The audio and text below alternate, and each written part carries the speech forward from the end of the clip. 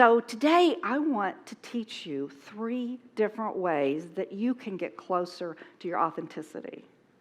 You ready? Okay, and I'm going to share with they're part of the process. I'm just going to give them to you because I know some of you can't take it, don't have time. It's not a good time. So I just want to give you the basis of it so you kind of get it, and you can kind of work along with us if you want to. The first one that I teach is called writing from the observer point of view.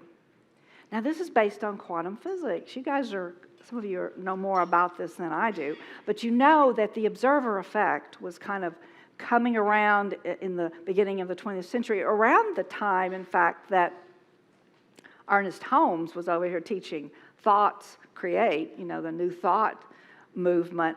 Well, around the same time, there were these guys, Heisenberg and Schrodinger and Max Planck. They were over here, these scientists that were creating something called quantum physics because they discovered that when their scientists observed something, it changed everything. They took the quantum field of unlimited possibilities and they made it into one particle. They created something. And so they were really proving what Holmes has been saying for years. Science actually caught up in some extent. So I'm using a lot of quantum physics in this particular process to ground it with science because the brain is so interesting. I love studying the brain. The brain feels like it's more important if you say research. And you believe it easier than spirituality. So I've kind of tried to combine the two for you. Okay, so here's how you do it.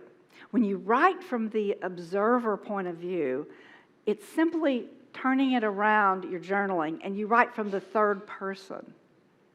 Okay, so you get up early in the morning, maybe before you've really looked at your email, before you fed your kids or gone for coffee even, and you start to just let it all pour out what you're thinking.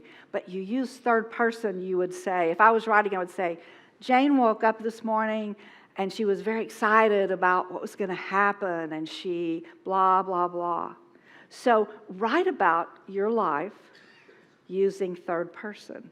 You're just going to be amazed at the way it gives you some distance to see yourself, and you also see what your thoughts are actually creating. You watch them kind of unroll when you write that like that. I think it was a basic part of the course, right, Karen? Yes. So Jayne's been my personal coach now for, 6-8 months. Mm-hmm. She's been gifting it to me so that I can be more of me, so I can be more of me for you.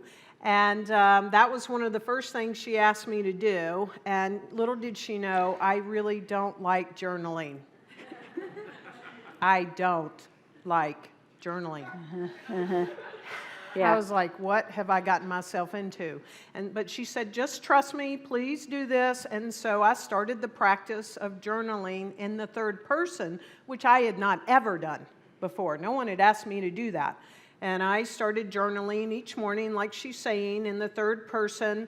And at night, how was the day for Karen? And talking about Karen and writing about that.